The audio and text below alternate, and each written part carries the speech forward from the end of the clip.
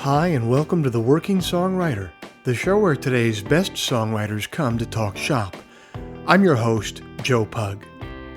Each episode here we host a distinguished guest, and we ask them to go deep on their inspiration, on their process, on the general ups and downs of making a life in music.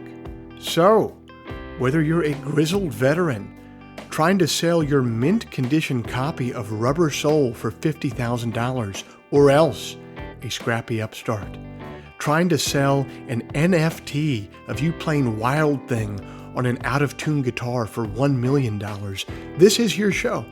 Because ultimately, it is what every writer seeks most, an ironclad excuse to put off actually writing. Hey everybody, it's the third Friday of May 2021, and I thank you for joining us. This week's show is brought to you by Bandzoogle. Built by musicians and for musicians, Bandzoogle is an all-in-one platform to build a beautiful website for your music. I'm old enough to remember when you had to pay somebody called a web developer to get a website made, and it would always be some guy named Benji who drove a Mitsubishi Galant with a Dayglow spoiler, and who was always trying to sell you Ambien that he had packaged in fruit-by-the-foot canisters. And old Benji would charge you about $1,000 for a website that would be obsolete in 6 months. But it's the future now. You guys, that's not how it works anymore.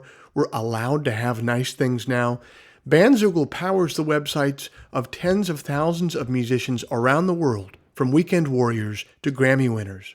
All the features you need for a professional website are already built in. Hosting and a custom domain name, dozens of fully customizable design templates, tools to sell your music and merch commission-free. Listeners to the Working Songwriter podcast can go to bandzoogle.com to try it for free for 30 days. Use the promo code TWS, the initials of our show, to get 15% off the first year of any subscription. If you'd like to hear some of my music live in the coming weeks, every Sunday night at 9 p.m. Eastern, I'm over on YouTube for Sunday Songs.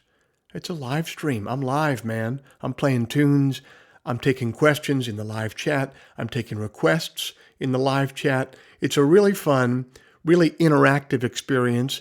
I think that we're building something of a community over there on Sunday nights, including many people who are listeners of this podcast.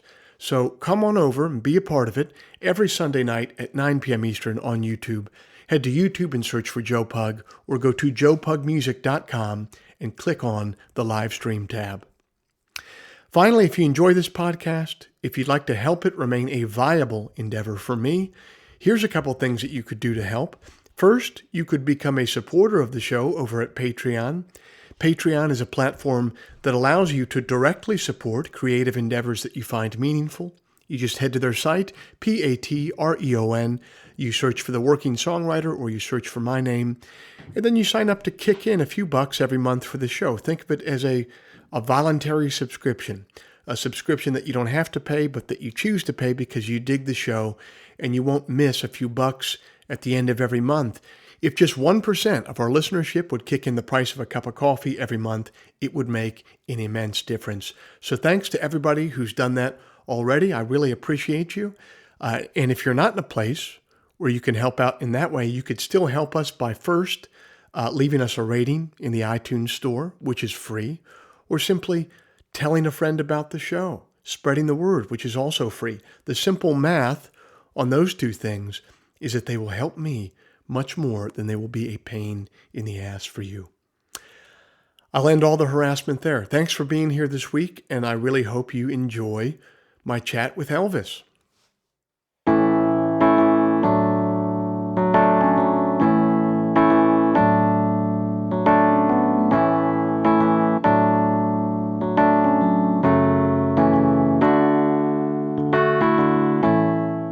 Our guest this week grew up in a world where entertainment was the family business, but he took a circuitous route himself to making a life in music. Elvis Perkins is the son of American actors Anthony Perkins and Barry Berenson. He grew up in New York and Los Angeles, surrounded by show business, but it wasn't until he struck out on his own, attending college in Providence, Rhode Island, that he founded his own musical project. Elvis recorded his debut album, Ash Wednesday, in 2007 and released it on XL Recordings, the prestigious British label that has also worked with the likes of Radiohead, The White Stripes, Beck, and many others. The debut won him a national following of listeners that loved his idiosyncratic take on American folk music. He has toured with Bon Iver, My Morning Jacket, Dr. Dog, Levon Helm, A.A. Bondi, and many others.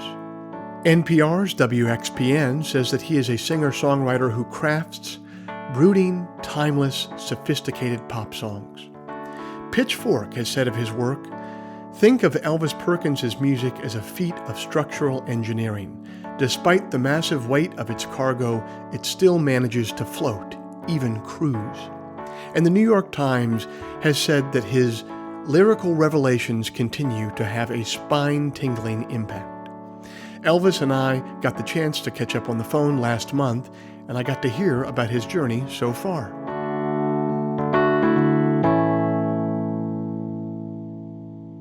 Elvis Perkins, thanks so much for coming on to the Working Songwriter Podcast. This is not the first, but the second conversation that we're having because you and I agreed via email after our first one that we felt like we could kind of go deeper if we talked again. So I appreciate you taking the time and coming back on with me. That's right, Joe. Thank you for having me the first time, and thank you for having me the second time. Happy to be with you today. Right on, man. Well, you grew up in a milieu of entertainment. Both your father and your mother were in entertainment. What was it like growing up in that kind of world? Were you aware of it, or was it just kind of like the air that you breathed and you didn't even notice it? Well, I think at a certain point you become aware. I typically address this question saying that, it was all that I knew, so it didn't seem like anything was out of the usual. There are very early pictures in my life of me with my family in newspapers and whatnot, or magazines, and I feel like I can see myself in those pictures kind of goofing with the people who are taking the pictures, as though even early on I'm not really taking the whole premise all that seriously, that kind of one human being might be more interesting than another. This is when I'm maybe 3 or 4 years old. I don't know, I think, they obviously, they did good work, and it certainly makes sense that, we're interested in people who do good work and who are creative and all of that. But there is a certain surreality to the whole concept to me, and I feel like I've been tuned into that since the beginning, and I continue to experience it in my own professional career. And we're a funny lot. Now, as a parent myself that does creative work, I don't let my kids around. I don't let them know what I do for a living at all, because I want them to be investment bankers when they get older. What was your feeling of, like, what was your folks' reaction to it? Did they keep you separate from it? Did they integrate you into creative work early? What was your sense of how they approached that as parents? Well, I have early memories of kind of skulking around backstage as like live theater was going on or off Broadway when I was very young with my father on stage, and he put my brother, who's a couple years older than me, in a film playing the character my father was playing. He invited my brother to play that character as a young boy. My brother was maybe 6 or 7. So in that sense, there was no real trying to separate the two realities, I think. But that's impressive that you are your kids quite young. They don't know that you are They know I'm it. sure they know. Yeah, yeah. Yeah. They're 4 and they're 2. So they're Oh, okay. my son who's 4. He's intellectually aware that I do that for a living. But I mean, I was aware that my dad was a carpenter when I was 4, and it didn't make any difference to me. But Right. so I guess it remains to be seen. I've considered taking my son on the road with me when he gets a little bit older, but it's kind of a hard call because, from my perspective, I don't want to like this is his trip around the sun, right? So I really don't want to impress any sort of trip on him that's my own. That's my vibe. Sure. Yeah, and there's certainly certain green rooms that you wouldn't want to subject even your best friend to, fully grown. Right. Right. Yeah. Yeah. I definitely don't want to bring my son to the green room at the High Dive in Denver where there's more penises drawn on the wall than I've ever seen in my life. So, Right. now in our first conversation, you mentioned a little bit about one of your early exposures to music was hearing your father play piano. Can you speak to that a little bit in this conversation and in those kind of early first exposures to you of hearing a family member playing music in their free time or in their spare time or kind of privately? Yeah, it always seemed to me that my father was at some kind of meditative practice when he was at the piano. And yeah, sometimes he would invite us to sit with him and observe, and also to take part in singing with him if we were so inclined. But I never recall having any knowledge of how I might jump in and just start singing alongside him. But in my memory, it's mostly, it has kind of a meditative aura around him in my memory, sitting at the piano, playing, sometimes singing, but mostly just playing, and never anything fancy, but very kind of, I guess, jazz leaning, but very slow chords, never any noodling or improvisation or anything, just kind of moving slowly through what in my memory ring as kind of jazz chords or jazz moods, if you will. Do you ever find yourself, now that this is what you do for a living, do you ever find yourself playing your instrument in that way, like as a sort of meditative thing, or is it more of a conscious thing where you go and you sit down with it and it's, air quotes, work to go and do it? Well, I feel like I'm happiest and most in stride and in the original bliss of it all when I'm not thinking about it as work. And these days, as I often do, like I will, literally sleep with a guitar in the bed and have it be the first and last thing I do in the day and the night. And yeah, I think that's,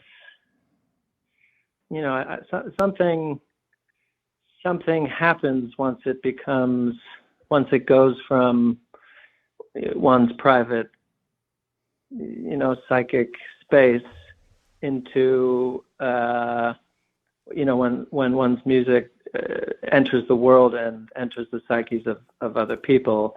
Something happens. I'm not sure what that is. I'm still trying to figure it out. But not giving it too much time and energy. But the challenge I find is to always stay connected to that kind of pool of the subconscious and the meditative, as that's the term that we've got going, and find ways to, once one's creations have become sort of public domain or in the public domain, to maintain that umbilical cord to the dream state where it all came from in the first place. What are some other techniques or practices that you have to stay closer to that sort of unconscious creation, besides just having your guitar near and dear to you on a constant basis? Are there sort of practices or techniques that you have for staying in that sort of liminal space? Well, I try to keep all sorts of instruments around, especially ones that I play with far less awareness or understanding of. Like I have saxophones around, which I've been playing quite a bit recently, and while my knowledge of the instrument is developing over time, I kind of don't want to know too much about how it works, because I like to just approach it as kind of a wilderness of its own, and just be able to experience again that beginner's mind, and just kind of be in a formless place to keep those juices or whatever flowing in a natural and kind of mystic way. I know what you mean about, having instruments around where you almost don't want to learn how to use them, because it's like the moment that I have an instrument and I formally learn how to play like Maple Leaf Rag on it, that's the moment that I kind of stop listening when I play. So, like I'm looking when I play. It's sort of in the same way that when you're listening to a mix, a lot of time the mix engineer will turn off the screen so that you're not watching, if you're working digitally, so that you won't be watching the DAW session as you're listening to it. They just want you to listen to it. I feel like that's a similar thing with an instrument. When you don't really know how to play it, you're listening to it on a totally different level. Absolutely. And feeling it, kind of listening to it with your bones and with your skin, as much as with your ears. And yes, I very much love when the engineer or the producer turns off the screen. You're like, oh yeah, why didn't we do that hours ago? Or why am I even, like we're so drawn to flashing lights and television when it's on, like, in an airport or a restaurant, if there's a TV on, I will find myself watching it even if I don't want to. And when I'm in the studio working with somebody and they are fully at the controls, I will still find myself, watching the shapes go by, when there's really no need to be doing that. No. But over the pandemic, or during the first lockdown, I started making some very primitive instruments with like old tin cans and rubber bands, and would even carry them through the street, kind of making music as I went to keep alive inside and to keep the music flowing. And that kept it flowing, even though your neighbors were like, man, this lockdown's really hit Elvis pretty hard. He's walking around with recycling around. Well, luckily I was far from home during most of it, so I could travel through the streets and sound with relative impunity. I wonder if this sort of ability to listen, I think you said, almost listen to like the body of something. To me, that is how actual music listeners will listen to a song. You know what I mean? Like they're actually Absolutely. listening to it, and I think that the closer that you can get to listening, then you kind of, the closer that you can get to listening like that, the shorter the space you can make between how it appears to you and how it appears to someone else. It's so frustrating when you play a piece for somebody and you can tell by their reaction, they're simply not hearing it the way that you're hearing it, Right. But that's Absolutely. Not their fault. That's your fault for not making it sound like it should sound.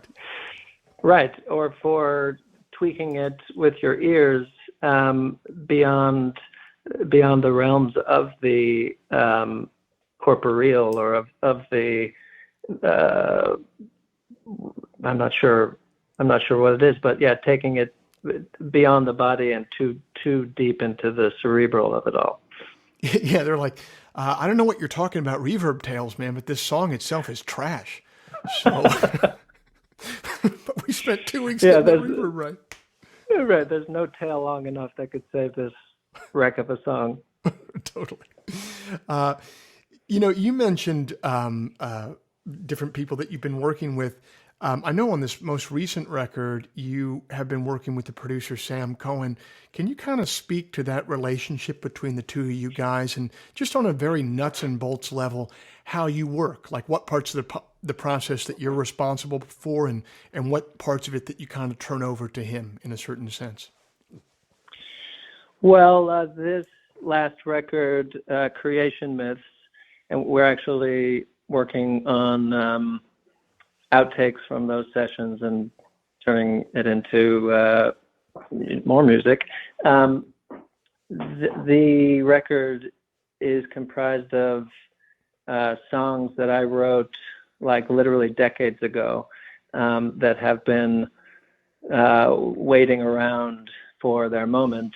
And I've long intended to get to them and finally did, and knew that I wanted to enlist someone to help me get them out, so that I wouldn't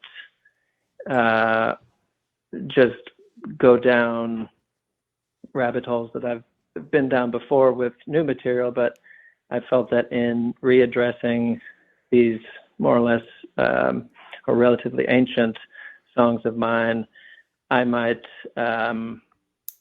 maybe never get them done. So I was on the road briefly with Sam and actually Eric Johnson of the Fruit Bats, and we were doing this thing called Alone and Together, where we each played each other's songs. We sang our own songs. We sang covers together with a rhythm section. And I had met Sam a few times before that, but we really connected on that tour, and it occurred to me, or it seemed obvious, that he would be the man for the job of helping me bring these old numbers to life. And he was instrumental in, being I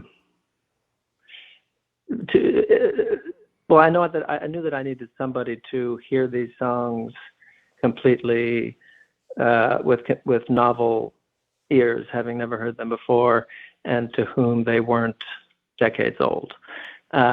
So he brought that. Anybody would have brought that to the table. But Sam is he's a great musician, and just, I don't know. It's hard to describe what the nuts and bolts. Well, like, would it be you brought him, hey man, here's a demo that I did 15 years ago. You work up a version of this, or is it you sitting with your guitar and playing it for him and he says, all right, maybe this is where we start? Did he bring a band in? Like, what did the actual process look like? I gotcha. Well, I sent to him, there was very little pre-production. I sent him old demos, like 4-track recordings that I had made back in the day. I sent him open mic night recordings from back in the day. And yeah, he didn't have a lot of time to digest that stuff before we were actually like within the proper sessions. But he thinks very quickly and he acts very quickly, and he learns forms very quickly. And these were some weird forms that I was asking him to wrap his mind around. Weird time signatures and weird chords, and we would essentially just choose a song to work on that day, learn it together right then, and then play it a few times. And he also had suggestions about, which I wanted him to have, and I deputized him to please let me know if like something that some logic in these forms or in the chord changes, like don't read, or if things are too long, blah, blah, blah. He was able to make edits that I myself was not able to make. I probably would have just left it all in and had all of the songs be 6 minutes rambling,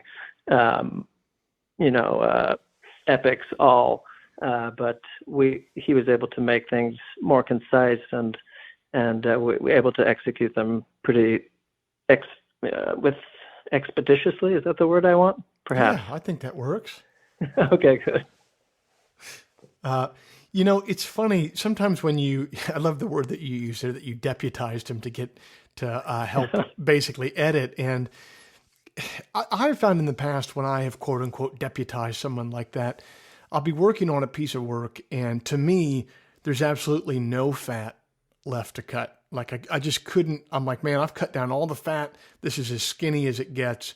And then when you're working with someone, and they don't see it like that, and they start cutting out some of that fat, sometimes it takes a minute. Sometimes it takes a day or two. But I generally find if it's someone who's good and someone that you trust, you learn how to live without that stuff relatively quickly when you never could have done it on your own. Absolutely. Yeah, and sometimes the skeleton is really all you need. Yeah, it's and that kind of goes to, again, trying to listen to it as a listener would listen to the record. Like, because when I'm listening to someone else's record, it's kind of amazing to me, if I pay attention to it, how much I'm adding mentally when I listen to an album. You know what I mean? Like, yeah, you're bringing your whole memory of music and your whole imagination to it. Yes, and generally records that I don't like are records that are trying to hold my hand all the way through, and you know what I mean? But I try to make fucking records like that all the time. I know the feeling and the action. Yeah, man. Well, that sounds like it's a cool process. Take me back, though, to that. You were mentioning you did a tour with him and Eric Johnson. Eric is an alumnus of this show. Yes, I saw that. That's like a really cool idea for a tour to me, that you'd have like 3 songwriters basically with a rhythm section, and that was it just a show with an intermission, or how did you make that show work? It's not like there was an opener and a headliner. It sounds like it was like one large show to put on. It was one large show to put on. I don't recall there being. It was a mini tour of the Northeast. I don't think we ever had an opener. I think we did three or four sets or shows in different cities. And yeah, I believe it was just one long set of Sam Cohen singing Elvis Perkins, and then Elvis Perkins singing Eric Johnson, and so on and so forth, and throw in a Willie Nelson cover here and there, and you're done. You can get through the night that quickly. Did you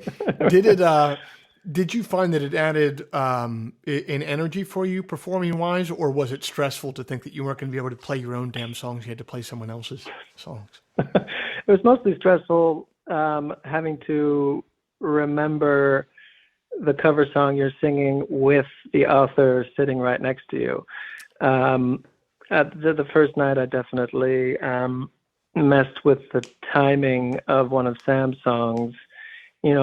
Just in the moment, like, oh, if this were my song, there would be an extra bar here, and I would wait for the chorus to come in, and my subconscious got the better of me, and I waited that extra bar, which didn't exist in Sam's mind or on the recording. Luckily, it wasn't a train wreck, but I think mostly it was a great experience, and everybody is on their best musical behavior. And I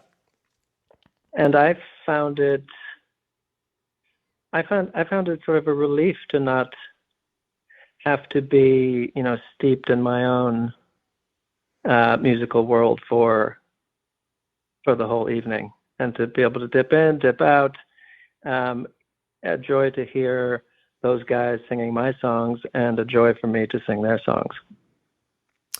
And it seems like it wouldn't be one of the things about doing a headlining show, and I know that you've done many of these in your life, is like when you're the guy or you're the gal and you got to do that 75 to 90 minutes, and it's just you playing your tunes with a cover or two sprinkled in maybe.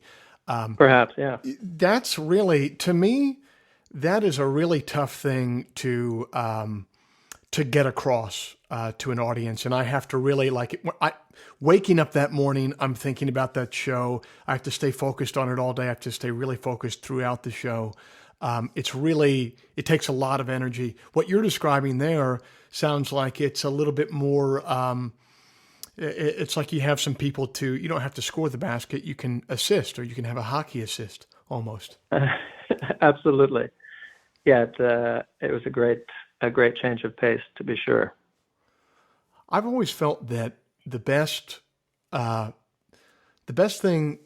that you can go on the road is to be on someone else's huge tour, and you're the opening band that just has to play like your best 5 songs, and then go back into the green room and drink beer. That's the dream right there. That's heaven. That's heaven right there. Have you ever been on any of those tours before? Sure.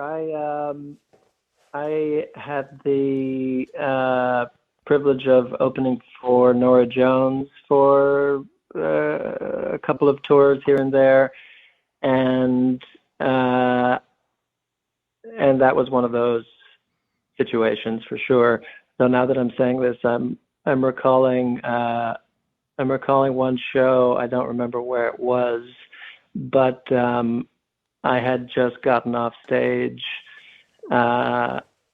playing my whatever most accessible or my favorite, 5 songs of mine, and felt just great about it. And the tour manager came up to me and was very happy to report, laughingly, that a couple had just come to the backstage door and sort of impatiently rapped on the door for a while until somebody answered it, and they were like, "What the hell? Like, there was no Elvis Perkins advertised on this bill. Nobody told us there was going to be anything else going on. You just wasted an hour of our lives, and we want our money back."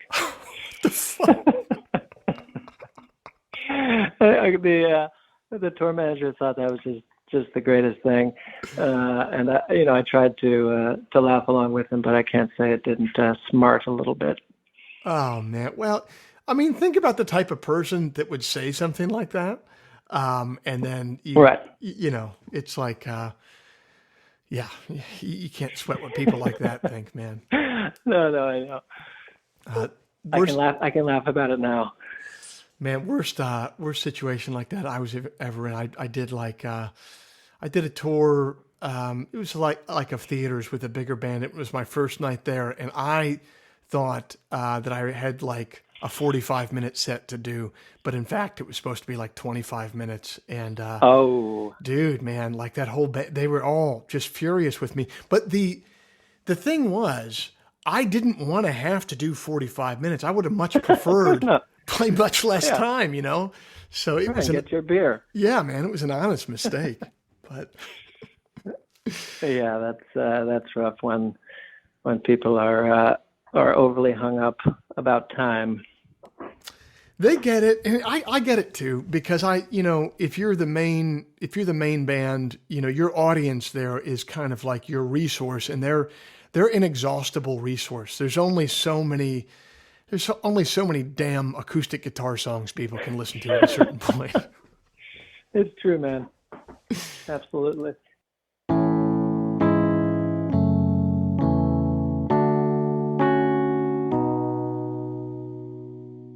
Are you stuck in a rut? Are you tired of listening to that Jimmy Buffett 20th Century Masters CD over and over again and need some new music? Are you sick of making hamburger help or beef stroganoff for dinner every night and you want something new to cook? What you are looking for, my friends, is the Enthusiast Digest. That's my monthly newsletter, which arrives in your inbox the first Sunday morning of every month, bursting with musical recommendations, poetry selections, recipes and cooking techniques for my favorite dishes, and items of general interest culled from the vast cesspool that is the internet. The Enthusiast Digest is free to subscribe to.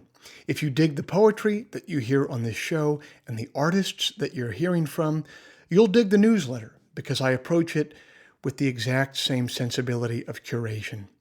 Go to joepugmusic.com/newsletter today to sign up for free. That is joepugmusic.com/newsletter.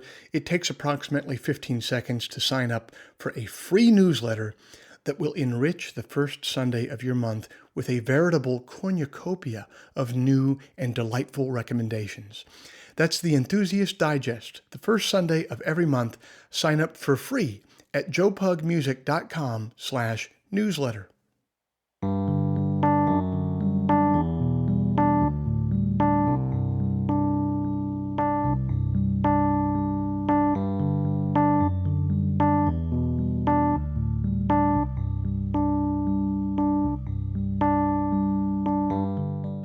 You heard Elvis talk about an upbringing that was unusual in the sense that he was in the public eye from a very young age. I suppose some people would react to that experience with a sense of entitlement, but it's very obvious that Elvis had the diametrically opposite reaction. He's met the whole experience with skepticism. And that's a healthy skepticism. In my experience, the longer you observe human beings, even human beings that occupy a feted status within our culture, you find much more Homer Simpson than you do Homer the Greek author. Now, I've gotten on a bit of a jag with the poems of Dean Young recently, so not surprisingly, I found a poem of his that speaks to that element of humanity. Yes, we have within us a spark of the divine, but more often than not, it sure isn't a flame. The poem is entitled Dear Friend. What will be served for our reception in the devastation? Finger food, of course, and white wine, something printed on the napkins. We were not children together, but we are now. Every bird knows only two notes, constantly rearranged. That's called forever, so we wear pajamas to the practice funeral, buckaroos to the end. We make paper hats of headlines and float them away. My home made of smoke, tiny spider of punctuation, my favorite poem is cinder scratched into a sidewalk.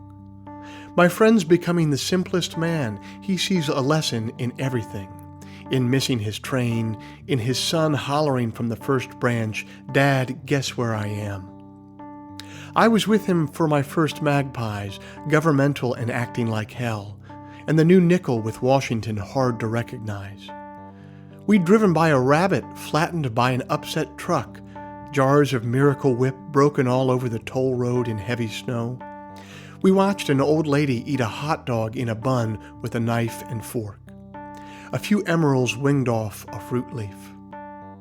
What happens when your head splits open and the birds fly out? It's two notes deranged. You got better. I got better. Wildflowers rimmed the crater. Glitter, glitter, glitter. We knew someone whose father died, then we knew ourselves. Astronomer, gladiator, thief, a tombstone salesman. Our vacations went to the sea that breathed 2 times a day without a machine. We got in trouble with a raft, doing what we promised not to. Further out to be brought further back. There's my friend in his squashed hat, trying to determine if a dot is a living thing and do no harm. He's having trouble remembering street names, but there's still plenty of Thoreau. All that a human is made of is gold. Very, very little gold.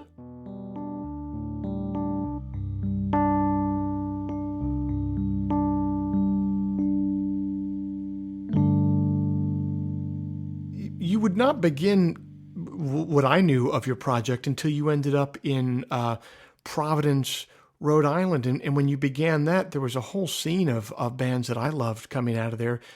yourself included, and the Low Anthem and Deer Uh-huh. Tick.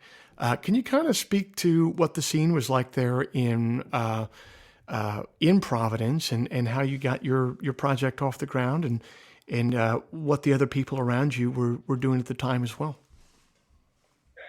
Well, I had been living in Los Angeles and had finished tracking my first record, Ash Wednesday, and two of the players on that record, Nick Kinsey and Brigham Bruff, were at that time finishing their collegiate careers in Rhode Island, actually at the school that I had been to years earlier and dropped out of after a single year. So Ash Wednesday was being mixed. I didn't really know if that was going to mean anything to anybody, and I wasn't sure what it meant to myself, but figured I would, or at that time I wanted to put a band together, and ultimately wanted to put it together with these guys. So I moved to Rhode Island and joined them there, and we got the band started as they were finishing up college. And yeah, we did our very early, I think our very first show was on a bill with the Low Anthem, though I think at that time they weren't even called the Low Anthem. I think it was still Ben Miller, the singer's solo project. Mm-hmm. And aside from doing a couple of shows with Ben Miller and the Low Anthem, I don't think I encountered Deer Tick until years after we were on the road and the record came out and blah, blah, blah. So yeah, I hear you about the scene, but I didn't really have too strong a sense of it back then. You mentioned when you were making that first record, you have the feeling that most of us have as we work on any work of art, particularly our debut, which is anyone going to give a damn about this, much less give a damn to the level that I give a damn about it? Obviously, in hindsight, people did end up giving a damn about that record. When did you feel like that was going to be the case? How did things take off for you, and how could you tell that people were responding to that album? Well, the first person to respond was my booking, or who turned out to be my booking agent, who is still my booking agent. And I have to say I was surprised, I think more than anything. I didn't expect anything to come from it, and I didn't, realize that there would be fans of that music. So it really took me by surprise, and then through her, she connected me to first label people, and those conversations were completely surreal to me. And she put us on the road, and we started working, and one thing led to another, and that was about that. It's funny, everyone in their creative pursuit has that one person on the business side that first takes an interest, and I think it's always helpful when that first person happens to be an agent, because they can get you some meaning. I mean, what do you want at that point? What you want is to get on the road and get your music in front of people, and they can really deliver for you the one thing that you need at that point. Exactly. It's like publicity is cool and this, that, or the other, but being able to say, well, this is what we're doing next week, that's what I always wanted to know at the very start. Yeah, totally. We were on the road. It seemed like for a year and a half or two before Ash Wednesday even came out. and that it was great foreground to get ourselves and our act, so to speak, together um, before it was, a real thing in the world, the record. That is a good thing because it does take a while for a band to get its legs. How did you find touring? Did you like touring when you first started it out, or was it overwhelming, or what was your experience of it? I mean, we all got along wonderfully in the band, so we had a great time even through the roughest times. Uh, I'm not, to this day, I'm not sure I have found my true comfort zone on stage. Like I don't seek the limelight, or it's kind of a bit of an uncomfortable premise. The whole, humans gathering. There are some exalted on a stage under lights and amplified, and then some with all of their attention on those humans. Like there's something in my psyche where that doesn't quite sit right for me to be the one on the stage under the lights, shouting at high volumes at people. Um, so there were certainly times, and still are times, when I'm on the road and I'm like, what is this? Why do we do this? Like, all of us, why do we engage in this pageant? And then, of course, there are wonderful moments of connection with the audience, and just the joy and the freedom of having a job that takes you out into the world, and takes you into beautiful and strange and far out places. So I half miss it, since this has all been going on, and half am sort of more in my comfort zone, not being on stage. Fair enough. You mentioned that you and the band remained friends even through the roughest times, touring wise, especially early on. What was one of the roughest gigs you remember having to get through as a band?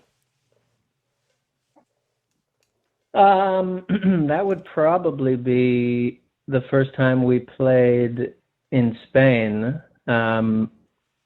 We were on a European tour, like, booked months and months ago, and we were in the midst of it when suddenly we were told, oh, by the way, you are also now going to Spain in like 3 days, and you will be playing at none other than the Primavera Festival in Barcelona. First time in Spain, I was unaware of the Primavera Festival at that point. And so we flew from Paris to Barcelona to play. We flew in the morning to play that afternoon. And we got there, but none of our instruments got there. Oh my gosh. And those instruments, they weren't just electric guitars and Nords. We had, we were traveling with a harmonium and an antique marching drum and trombones and, that sort of thing, that we couldn't really do what we were prepared to do without all that stuff.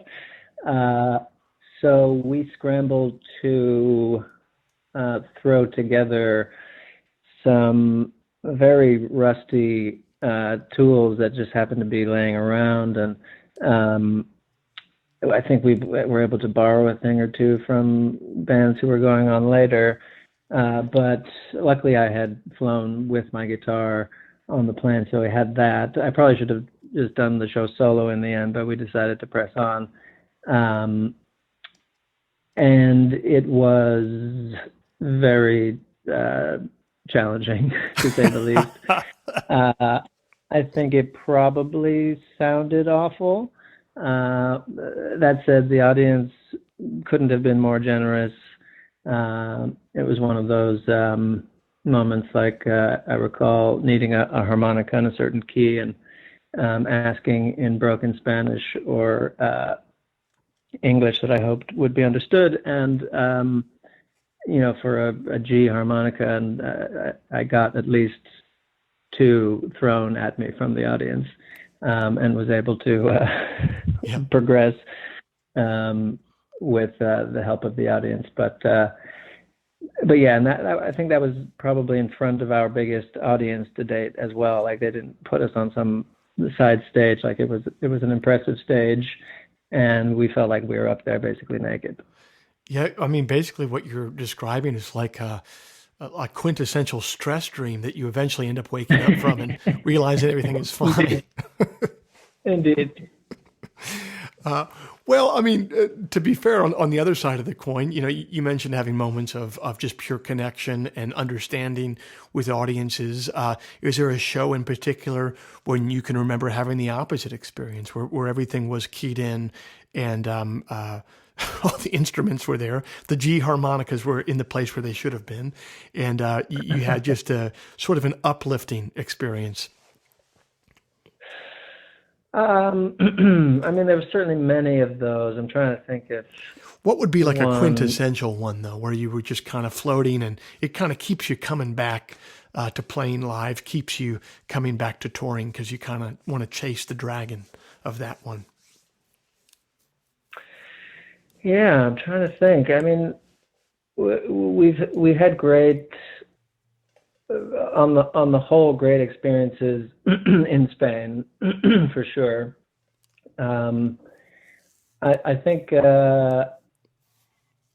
it might have been the second time we went to Spain, and we were on our way to a gig in Madrid, with only that Primavera show under our belt, and so not thinking that had probably done too much in our favor, and we're just being driven to the gig, and our promoter just kind of casually turns around and says, "Oh, by the way, the show's sold out tonight in Madrid."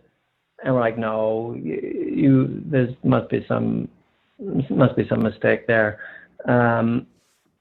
As it just didn't, there didn't seem to be any reason why that would be the case. And we arrived at the place, I think it was called Moby Dick in Madrid. Maybe you've played there. And there's still no explanation as to what was going on or why it had sold out. And we went down into the green room, and there waiting for me was a stack of their rock magazine, or one of the rock magazines in Spain, called Rock Deluxe. And there on the cover is my stock press photograph. Nice. And nobody had told me that was happening. So I discovered myself there staring back at me from the cover of a Spanish rock magazine. And it was like, oh, okay, that makes sense as to why this show has sold out and whatnot. And I just remember the vibe in there, again, like totally an unexpected event. Just the vibe in that room was excellent, and it was one of the moments where I was like, oh yeah, this all is happening and all makes perfect sense, and this there's a circuit going on between what we're doing and the people in the audience, and we're all being fed tonight, and that was I remember that being a beautiful feeling on stage. That is a beautiful feeling. Do you think that that's a feeling? Have you ever seen bands that have been able to take that feeling and been able to spread it over the course of many years and for a long time? Because it seems like it's a feeling that's really difficult to keep, not only overall, but also like in individual markets. Like if you have a show like that in a place that has that special feeling, even if the same amount of people come the next time you're back, it sometimes doesn't have the same electricity as it did that first time. It's really hard to make that feeling come again. It's true. Yeah, I guess I've probably seen it happen, but nothing is burning in my memory that what band might be the index of being able to pull that off. Well, indeed. Thanks so much for being a part of the Working Songwriter Podcast. Thank you, Joe. Good to talk to you, man.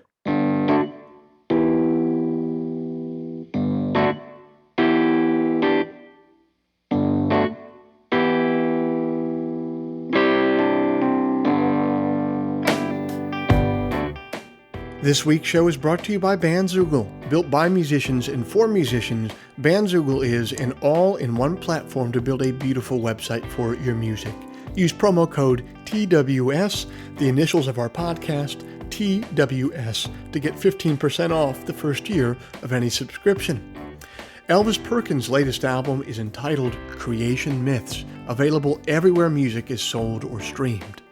If before we meet again you sit down to write, please remember, an expensive drug habit is not a song, a compelling Instagram account is not a song, and most importantly, reverb is not a song. So let all that take care of itself, and for you, just keep your eye on the song.